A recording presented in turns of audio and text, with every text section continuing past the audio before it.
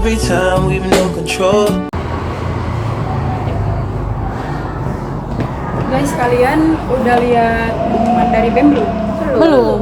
Jadi gini loh, kita itu disuruh pilih konsep buat acara Setiesa Fest gitu. Waduh, baru juga selesai UTS, udah suruh mikir event gede. Iya, santai Nan. Ini kesempatan juga buat kita untuk menunjukin ke kampus kalau anak manajemen itu bisa berpikir strategis. Oh iya, aku juga udah lihat beberapa solusi sih. Ada konser musik, festival budaya, talk show dan workshop, terus juga ada outdoor fun day. Setiap konser kan pasti memiliki kelebihan dan tantangan. Kita harus pilih yang lebih masuk akal untuk kampus. Nah gini aja, kita pakai pendekatan analisis keputusan aja biar gak debat-debat gak jelas gitu. Nah ya tuh, Boleh betul, juga boleh. kita diskusi yuk. Yuk.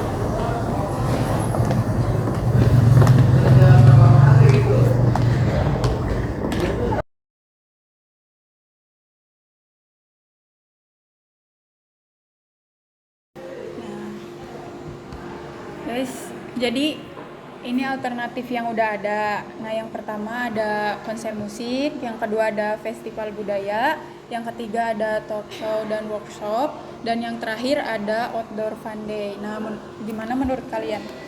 Kalau aku sih jujur ya, paling pengen sih konser. Kayaknya bakal seru banget, rame. Ditambah kan pasti anak-anak kampus pasti pada datang semua.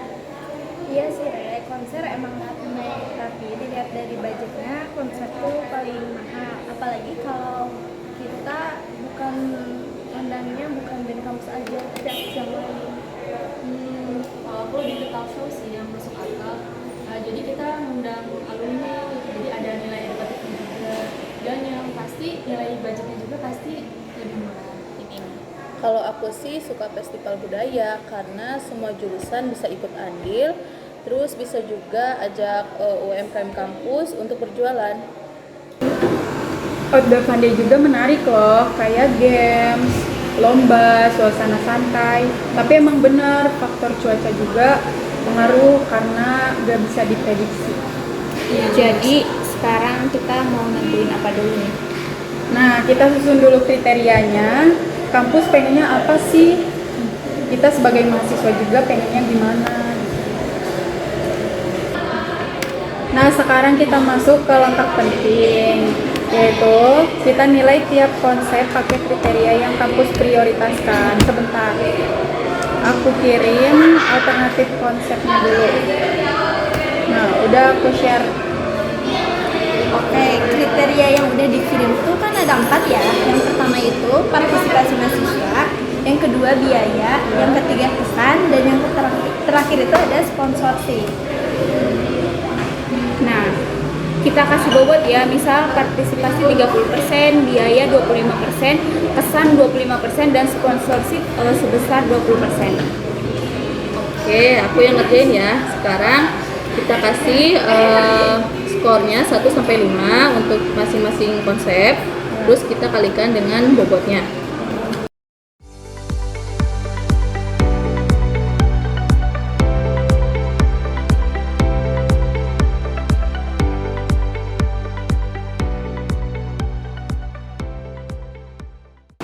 Aku share ya hasilnya. Oke, makasih Ir. Oke teman-teman, jadi hasilnya bisa kita lihat ya di grup. Untuk festival budaya totalnya 4,00, terus untuk konser musik itu 3,85, terus outdoor fun day itu 3,55, terus talk show dan workshopnya itu 3,30. Berarti festival budaya itu paling unggul ya, dari segala aspek itu seimbang nilainya. Dan ini udah sesuai banget sama konsep materi teori pengambilan keputusan, dan kita udah lakuin analisis keputusan berbasis nilai. Oh iya betul tuh, semua udah sesuai banget sama konsep yang ada di materi teori pengambilan keputusan. Awal materi bab ke-13, keputusan harus mulai dari nilai, alternatif, dan ketidakpastian. Nah, kita udah punya nilai, kriterianya jelas dan relevan juga. Kita punya alternatif, yaitu 4 pilihan yang realistis, dan kita juga pertimbangin ketidakpastian, yaitu misalnya kayak cuaca buat fun day atau sponsor yang datang atau enggaknya saat konser.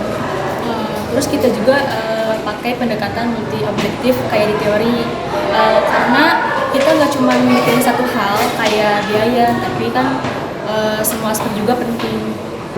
Nah, jadi kita gak asal nilai, kita diskusiin bareng, masing-masing kasih masukan, itu bagian dari proses sosial dalam analisis keputusan. Ya betul, di materi teori pengambilan keputusan juga dijelasin kalau proses analisis itu harus kolaboratif. Jadi bukan cuma teknis doang, tapi juga diskusi, debat sehat, dan logika. Jadi kita udah kayak mini analisis keputusan ya. Lumayan lah.